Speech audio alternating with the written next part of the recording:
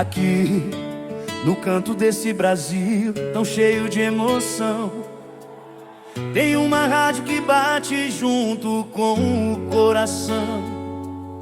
É a Interiorana chegando aí no seu lar, trazendo música, carinho e um jeito simples de amar. Desde cedo a gente liga e já começa a sentir que essa voz que vem do rádio diz: oxi, cada nota, cada história, cada canção que faz lembrar. E o nosso povo merece sempre o melhor que há. E não importa onde você estiver, a nossa sintonia sempre quer te fazer bem. É companhia nos dias bons e ruins, é abraço de alma que chega de pertinho assim.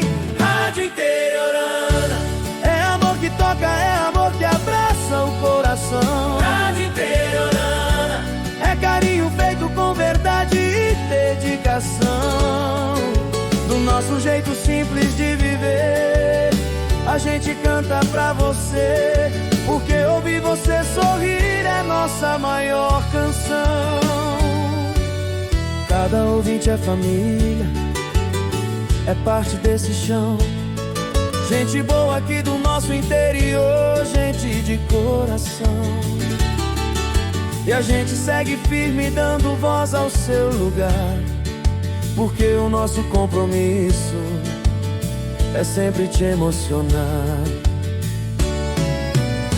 Toda mensagem que chega aqui, a gente sente como se fosse um amigo a vir. E essa ligação bonita que a vida fez mostra que a Interiorana é você também. Rádio Interiorana, é amor que toca, é amor que abraça o coração. Rádio Interiorana, é carinho feito com verdade e dedicação.